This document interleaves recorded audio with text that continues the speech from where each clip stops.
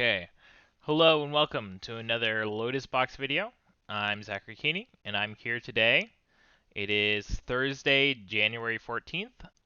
We are at the end of preview season for Kaldheim, and I want to show you some new decks. So, it's a new set. Standard was already small with only 4 sets.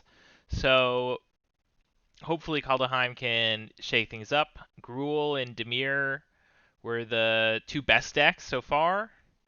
But lots of new cards, some new dual lands. Hopefully we'll get some new archetypes. So I kind of have 3 decks that I want to talk about. I want to show you guys using the new cards. 2 of them are, I saw 3 of them are kind of fringe decks currently that aren't really playable. Maybe they're tier 3, and they're getting some really good new cards. Maybe that'll push them to tier 1, and there you go. Let's get into it. The first deck is Orzhov Angel Yorion. So currently, Yorion decks tend to be like Esper or Mardu. They don't really have enough cards to be just Orzhov, but getting some new cards, so it's going to change. The new cards that this deck is really showcasing are Frisia's Retribution, which is a 4-mana saga, which makes an angel, then gives your angels the ability to destroy creatures with power less than them, and then gives them all double strike. This is really great as a card to curve into your Yorion. So you play this on turn 4, you get an angel, your next turn, you kill a creature, you blink the enchantment, you get another angel, you kill 2 creatures, really snowballs. It also gives the deck a way to win the game, which previously it has a lot of trouble, finishing the job. And getting 12 power of flyers into play on turn 5 should be able to finish the job. We also have Rampage of the Valkyries, which 5-mana enchantment, makes an angel, kind of like a poor man's Frisia's Retribution. Notably, unlike Retribution, it stays in play. So even if your Yorion is like 4 turns away, you'll be able to get that angel. It also gives you the ability when any angel you control dies, each opponent has to sacrifice a creature. This is similar to Grave Pact, if you've ever played that card in like EDH. It's a really powerful effect, though these are really the only ways to make angels, so it's not as good as something like Grave Pact. And finally, we have Elderfang Disciple, which it's Ravenous Rats, if you ever played that card. A previous version of this deck did play a bunch of Ravenous Rats, but newer versions have cut them, so I'm kind of bringing back the rats, as they say, because we both have Elderfang Disciple, and we have whatever this card is called, Acquisition Expert, which is from last set, but previously, because you didn't have the quantity of rats you needed, you didn't play it any at all. So here we can see the full list as the typical Yorion nonsense. Doom Foretold, Treacherous Blessing, Elspeth Conquers Death. We have the full set of 8 rats, 4 disciples, 4 experts. We have 4 Charming Princes, which both loop your Yorion and early game, just blink your rats, make them discard more cards. There you go. It doesn't look like Retribution is pictured here. Some error with Goldfish, but that's okay. It's notable that Amaria's Call also makes angels, so it synergizes with Rampage of the Valkyries and with Retribution. So that's kind of nice. Gives you more ways to close the game. Post board, we have even more discard. We have Elspeth's Nightmare for the rogues. We have Archon of Sun's Grace for the aggro decks. So there you go. The next deck is Rakitos Dredge. This is a deck that myself and Paulo and Mike Sigrist had played in our first MPL split. And since then, it's kind of disappeared. We played it as a metagame choice solely to beat rogues, which we did quite a bit. It's very nice. But Gruul kind of rose up. It did a similar job beating rogues, and it beat our deck, so the deck's disappeared. Now we have some new cards. Hopefully, the deck's a lot better. So the new cards, the most important one, I would say, is Goldspan Dragon. So this card is so good. It is a 5 mana, 4/4 flying haste. We've seen this before with like Glorybringer or Stormbreath Dragon, and those cards both seen a ton of play in Standard.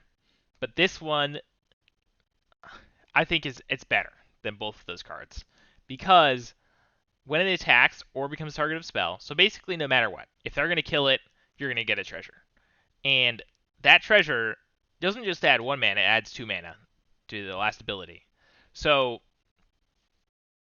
you're able to play this 5 mana threat that attacks or gets removed, and you're able to just then spend 2 mana. So it's really almost like this 3 mana play, and that's really powerful. And not only that, these treasures last across turns. It's not like you attack with the dragon and like the mana disappears at the end of your turn. No. You play the dragon, attack. Okay, maybe you don't spend the mana immediately. You untap, you attack again, you get another treasure. Now you have 9 mana. Maybe you play land, you have 10 mana. You can really just do whatever you want. You can cast all your cards, you can call their creatures, whatever. And this ability is really powerful on top of being a fast clock, kills planeswalkers, kills your opponent. It's really great.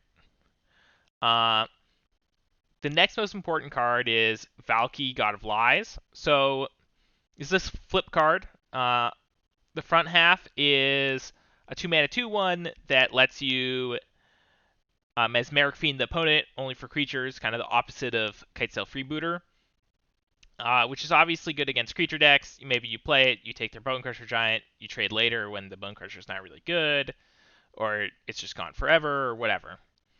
So the problem with these cards, obviously, against decks without creatures, it's not good.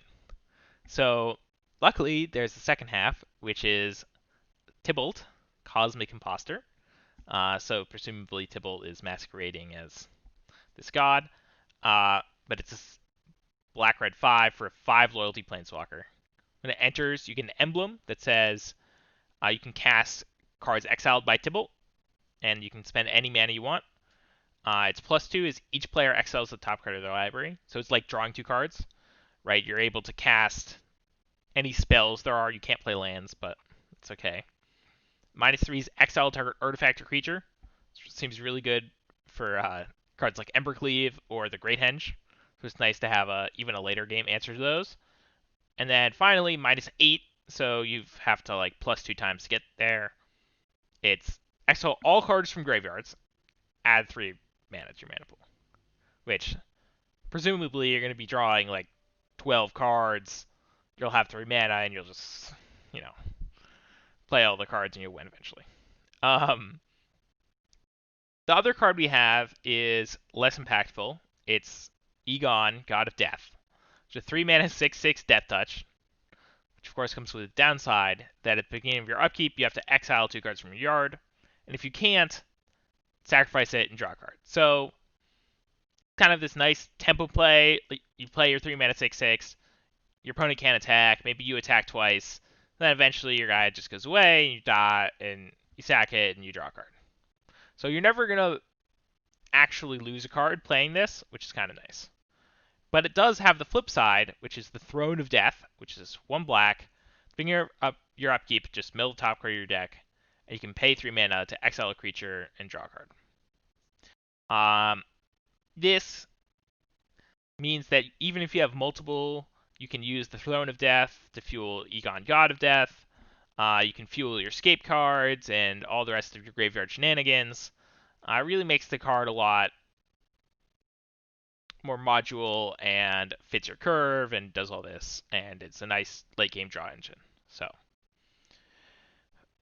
here we go. We have the list. So we got Bonecrusher Giant, we got Fort Cruxa, we got Mire Triton, all this kind of early game stuff that really lets you shape the curve how you want to shape it.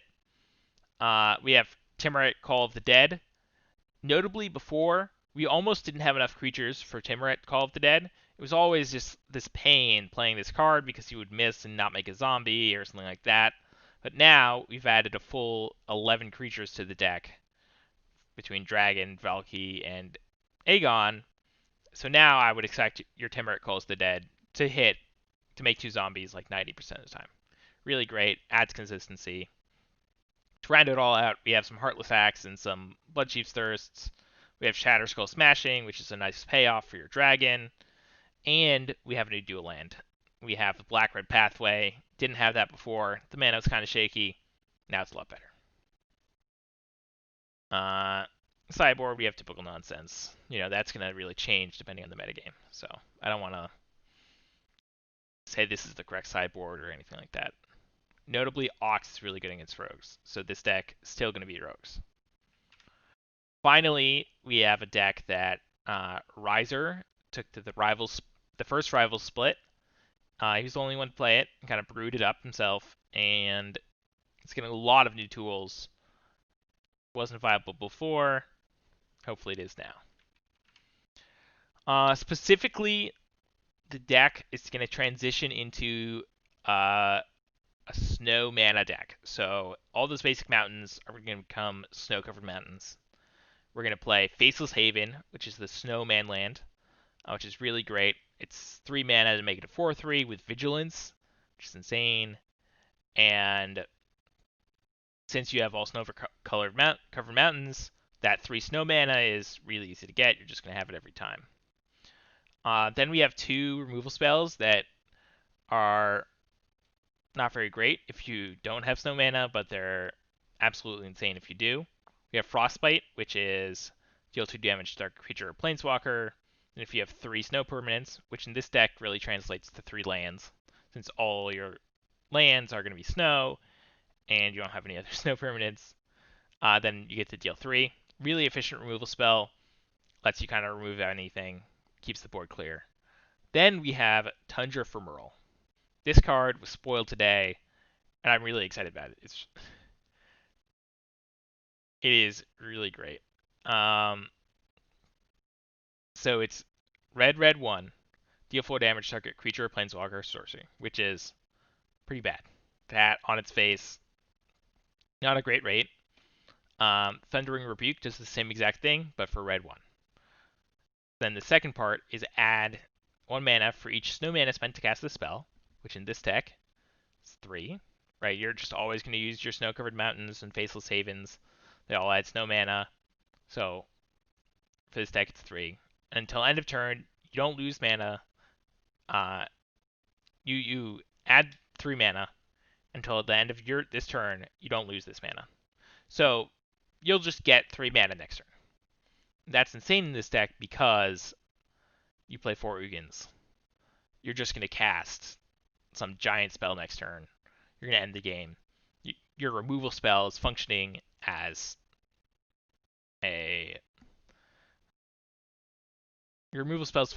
this like mana store that lets you cast your big spells without having to like play Rampant Growth or some other ramp nonsense. You can also use it just in the same turn, so you can like turn 4, you can Tundra Ephemeral, kill their creature, cast Solemn Macronum, get your land, and it just costs essentially 0 mana. It's like Backstab and Hearthstone if you've ever played that card. So here's the list.